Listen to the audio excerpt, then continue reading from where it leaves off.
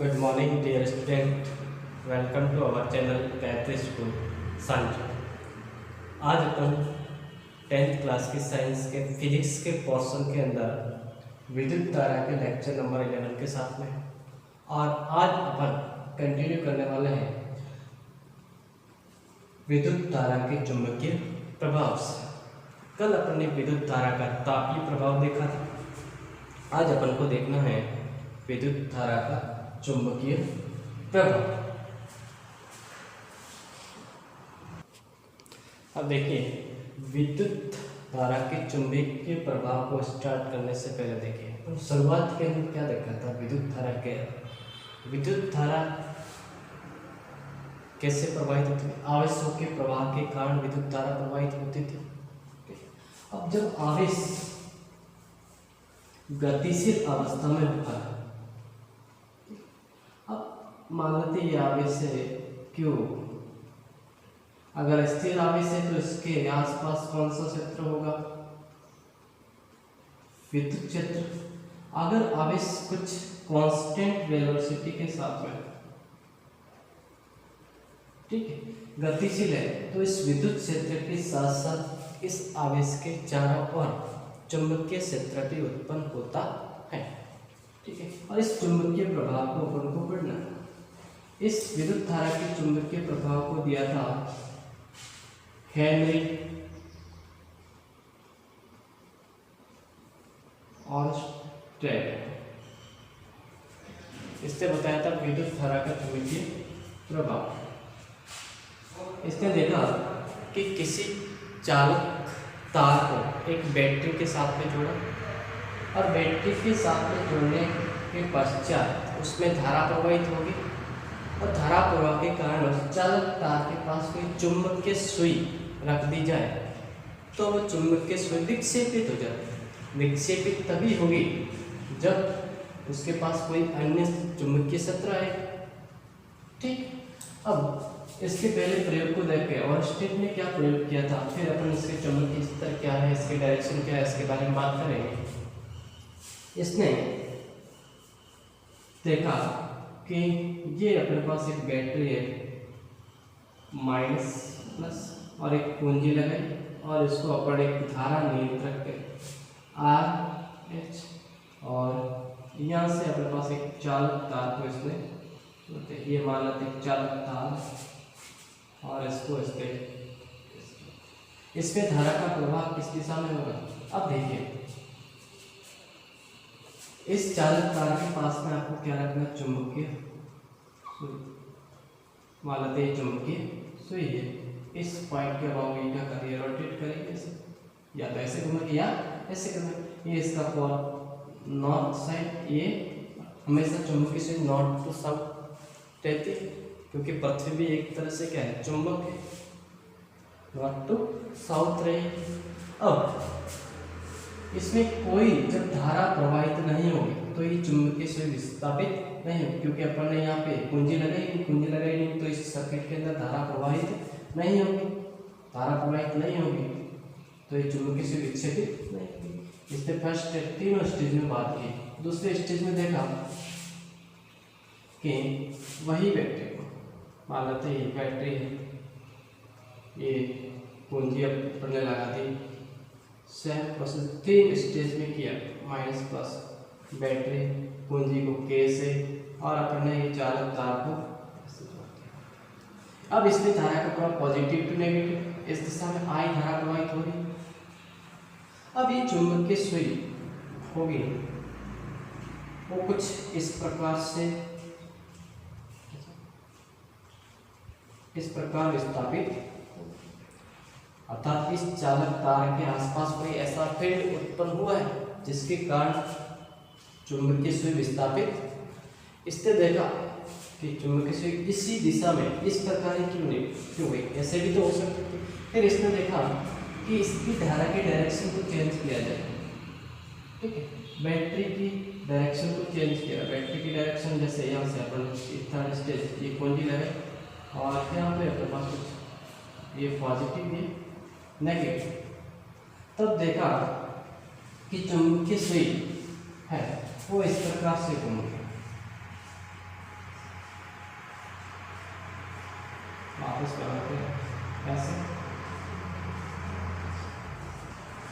इसका अर्थ क्या? धारा की दिशा बदलने पर चुंबक के अंदर विक्षेपित सुई की दिशा भी क्या होती है? परिवर्तित। इसका अर्थ यह है कि चालक के चारों ओर उत्पन्न जो हुआ क्षेत्र है उसकी भी कोई दिशा होगी, जिसके कारण इसकी डायरेक्शन दोनों स्थिति होगी। इस डायरेक्शन में ऐसे घूमे, इसमें ऐसे घूमे, अर्थात जो चुंबकीय क्षेत्र उत्पन्न हुआ उसकी भी कुछ दिशा। तो चुंबकीय धारा, ये विद्युत धारा के चुंबकीय प्रभाव क्या होगा कि जब किसी चालक तार को बैटरी की सहायता से जोड़ने पर उसमें धारा प्रवाहित की जाए तो उस चालक तार के चारों ओर एक क्षेत्र उत्पन्न हुआ, जिसके कारण उस चालक तार के पास में रखी चुंबकीय सुई भी विस्थापित होती। इस चुंबकीय सुई के अंदर भी कौन सा होता है? चुंबकीय क्षेत्र होगा, क्योंकि ये भी एक पतला सा चुंबक होता है। चुंबक तभी विस्थापित होगा जब उसके पास में कोई अन्य चुंबकीय क्षेत्र पाए, मतलब गतिशील आवेश के कारण चुंबकीय क्षेत्र इस प्रकार इसके चारों ओर उत्पन्न होगा। इसके डायरेक्शन के बारे में अब हम बात की, ये किसने बताया था? हेनरी ऑलस्टेड ने। ठीक, अब इसकी दिशा,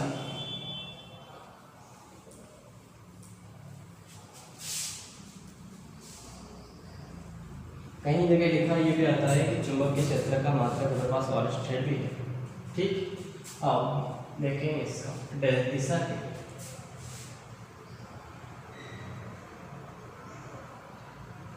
अब दिशा अपन ज्ञात करने के लिए दो नियम है। एक पहला, दक्षिण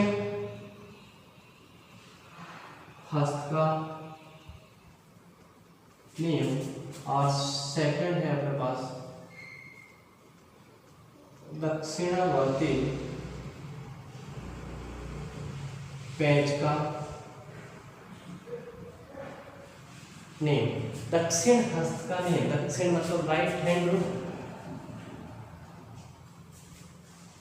राइट हैंड रूल। ठीक, ये रूल क्या कहता है कि यदि अंगूठा, ये वाला, यदि अंगूठा धारा की दिशा को बताता है तो मुड़ी हुई अंगुलियां हैं वो चुंबकीय क्षेत्र की दिशा को बताती है। सपोज करें अपने पास ये अंगूठा है,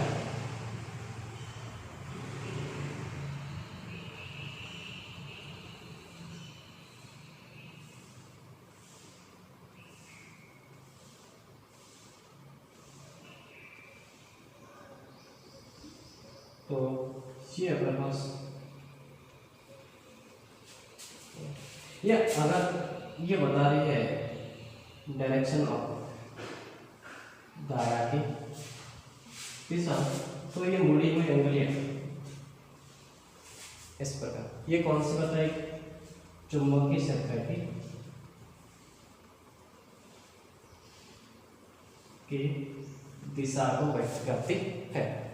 ठीक, अब ये दक्षिण हस्त का नियम, ये वापस समझे क्या होगा कि दक्षिण हस्त के नियमानुसार यदि अंगूठा धारा की दिशा को बताता है तो मुड़ी हुई अंगुलियां होंगी वो चुंबकीय क्षेत्र की दिशा को बताती है।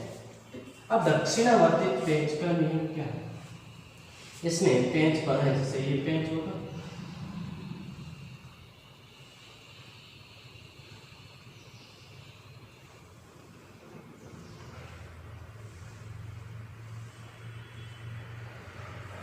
इस प्रकार का होता है।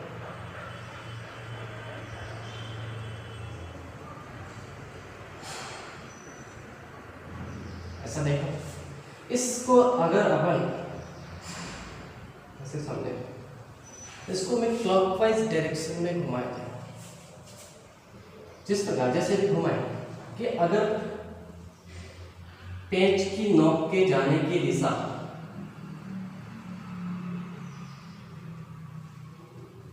पेंच की नोक की अगर अपन ऐसे घुमाएंगे तो पेंच अंदर की तरफ जाएगा, तो वो ही अपन क्या मानेंगे? धारा की दिशा।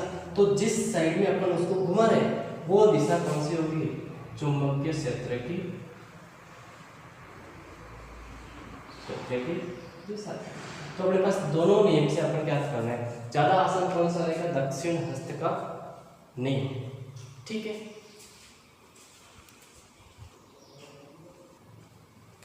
अब देखिए अपन इसको आगे बढ़ाएं चुंबकीय क्षेत्र के बारे में। अब चुंबकीय क्षेत्र की परिभाषा आ जाए तो क्या बोलोगे?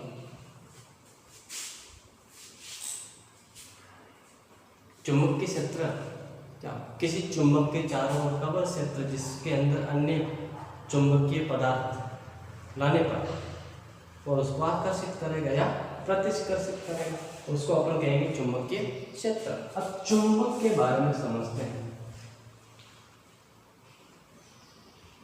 चुंबक, अब चुंबक क्या होता है? मैग्नेट।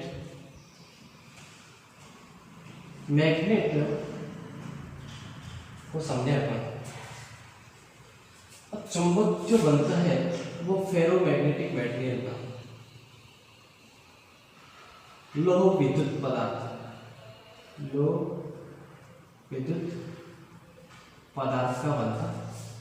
इसको बनाने के लिए अपन या तो 3-4 विधि के द्वारा बना सकते हैं, या तो इस लोह विद्युत पदार्थ को अपन 1-2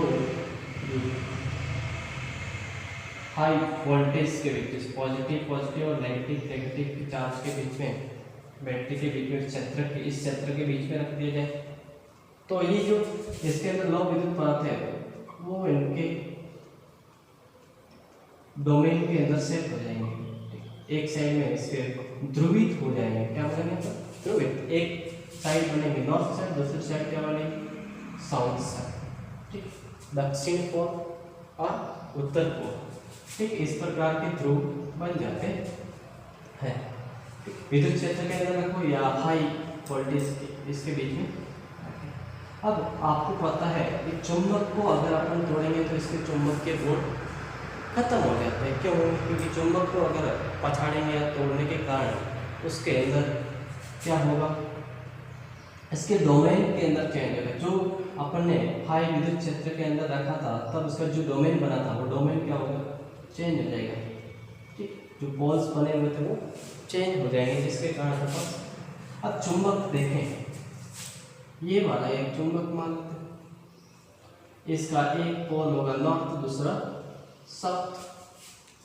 अब इस चुंबक के चारों ओर भी क्षेत्र होगा जिसको अपन क्या कहते हैं? चुंबकीय क्षेत्र। अब चुंबकीय क्षेत्र को व्यक्त करने के लिए एक ऐसी रेखाएं होगी जिसके द्वारा अपन को उसकी दिशा तथा परिमाण को व्यक्त करते हैं। अब चुंबकीय क्षेत्र की रेखाएं वो या चुंबकीय बल रेखाएं उसके कहेंगे कि इसके चुंबक के चारों ओर खींची गई वह काल्पनिक रेखा है जिसके द्वारा चुंबकीय क्षेत्र को प्रदर्शित किया जाता है। ये जो चुंबकीय क्षेत्र रेखा है ये नॉर्थ टू साउथ होती है। कहाँ? नॉर्थ टू साउथ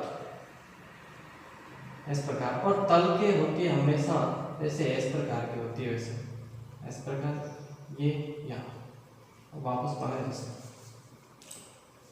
यहाँ से स्टार्ट होगी और यहाँ पर जाके क्या होगी? खत्म हो जाएगी। यहाँ से स्टार्ट होगी, यहाँ पे जाके खत्म हो जाएगी। यहाँ स्टार्ट होगी, यहाँ पे जाके खत्म हो जाएगी। वापस यहाँ से ऐसे ऐसे। ठीक, और यहाँ पे ये नॉर्थ से निकलेगी ऐसे साउथ पे। ये जो नॉर्थ से निकलती है और साउथ की तरफ समाप्त होती है, ये एक बंद लूप का निर्माण नहीं करती है। चुंबक के बाहर जो इसकी दिशा होती है नॉर्थ टू साउथ, और चुंबक के अंदर बात करें तो होती है साउथ टू नॉर्थ। ठीक, ये चुंबकीय क्षेत्र की दिशा और ये चुंबकीय क्षेत्र रेखा है। ये क्षेत्र रेखा है वो एक दूसरे को कभी भी काटेगी नहीं, और ये काल्पनिक होती है और तल के लंबवत निकलती है और तल के लंबवत वापस प्रवेशित होती है। ठीक है, ये चुंबकीय क्षेत्र रेखा के बारे में अपन ने पढ़ा। अब अपन देखते हैं इस पर जो कल अपन ने तापीय विद्युत प्रभाव पढ़ा था उस पर कुछ न्यूमेरिकल क्वेश्चंस कर लेते हैं, और फिर अगला टॉपिक अपना रहेगा विद्युत चुंबकीय प्रेरण और विद्युत चुंबकीय प्रेरण, और अपन चुंबकीय फ्लक्स के बारे में बात करेंगे। ठीक, इससे पहले अपन क्वेश्चन करते हैं। पहला क्वेश्चन अपन देखें कि पीस ऑन प्रतिरोध के नाइक्रोम कुंडली में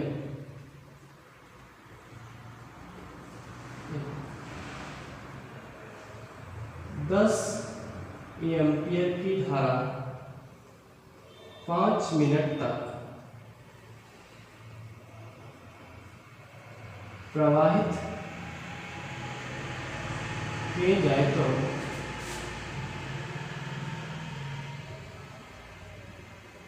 कुंडली में उत्पन्न ऊष्मा क्या। अब देखिए अपने पास क्या करेगा, आर की वैल्यू दे रखी कितनी 20 एम कुंडली की, आई का मान कितना दे रखा 10 एम्पियर और समय टी दे रखा 5 मिनट और इसको देखा है तो ये कितना होगा 300 सेकंड। 60 से गुणा कर सेकंड्स में लेना जूल्स में अगर याद करना इसको। आप उस कुंडली में उत्पन्न ऊष्मा H इक्वल टू होता है I square R into t. Then H बराबर I स्क्वायर 10 का स्क्वायर इंटू R 20 इंटू 300। तो H बराबर प्लस कितना होगा 100 इंटू 20 इंटू 300। देन H बराबर कितना होगा 6 इंटू 10 की पावर 5 जूल, या फिर इसको अपन लिख सकते हैं 0.6 मेगा जूल भी लिख सकते हैं क्योंकि 10 की पावर 6 हो जाएगा मेगा, या फिर अपन इसको H लिख सकते हैं H बराबर 600 किलो जूल भी लिख सकते हैं। वे तीनों चीज सेम ही है, आंसर क्या रहेगा सेम ही रहेगा। अब अपन देखते हैं यूनिट याद करने यूनिट। अब देखिए जैसे अपने पास इस स्कूल के कमरे के अंदर बात करें कि एक घर में 40 वाट की 2 ट्यूबलाइट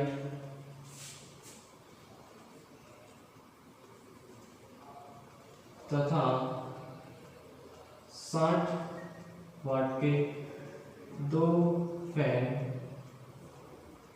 प्रतिदिन 8 घंटे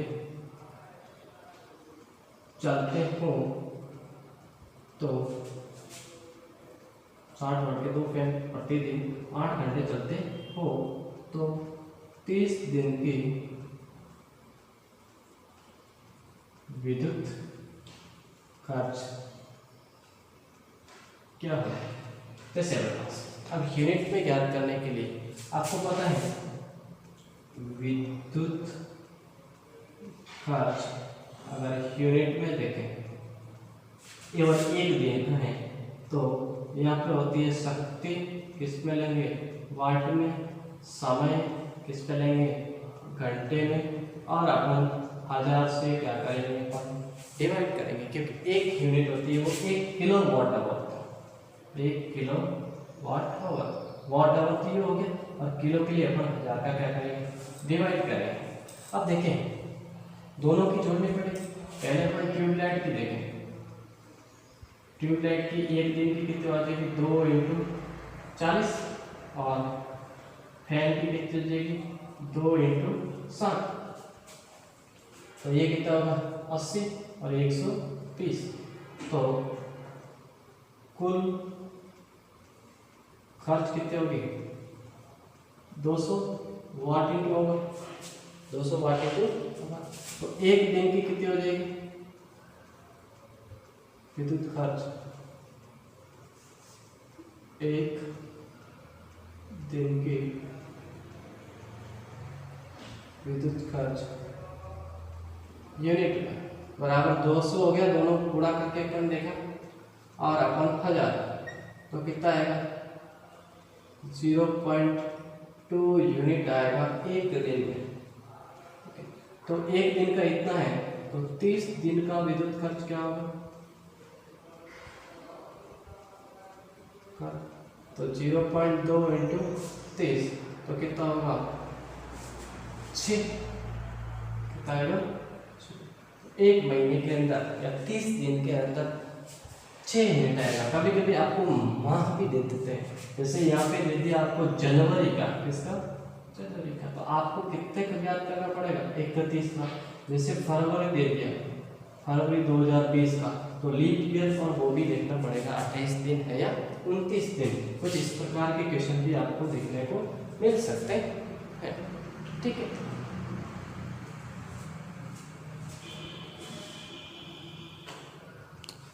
हाँ, अब अपन इसका क्वेश्चन एक बार देखते हैं।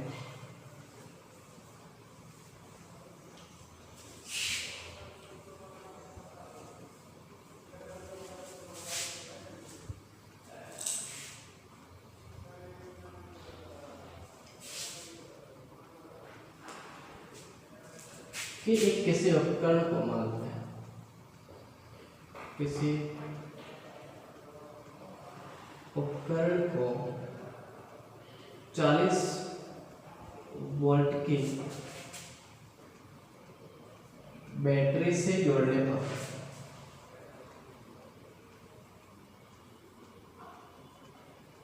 उसमें 100 मिली एम्पियर की धारा प्रवाहित हो तो उस उपकरण की विद्युत शक्ति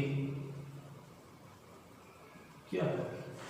अब विद्युत शक्ति अपन को ज्ञात करनी। अब विद्युत शक्ति P एक होता है I स्क्वायर R, दूसरा अपन लिख सकते हैं V इंटू I, ये अपन को याद रखना।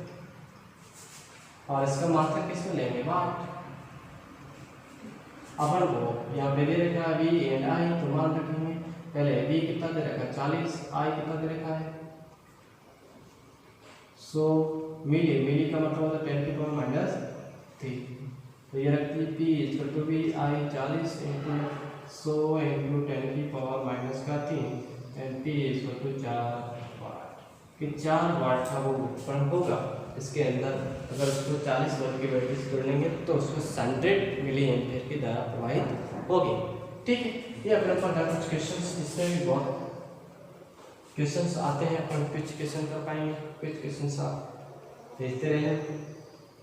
अब अपन अगला टॉपिक के बारे में बता दिया था, कौन सा पढ़ेंगे, विद्युत चुम्बकीय प्रेरण के बारे में, और उसके पढ़ेंगे AC एंड DC जनरेटर के बारे में, और अपना लेक्चर या ये चैप्टर नंबर 10 कंप्लीट होगा।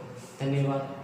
अपने गायत्री स्कूल एंड गायत्री महाविद्यालय के चैनल को सब्सक्राइब करें, लाइक करें, कमेंट करें। धन्यवाद।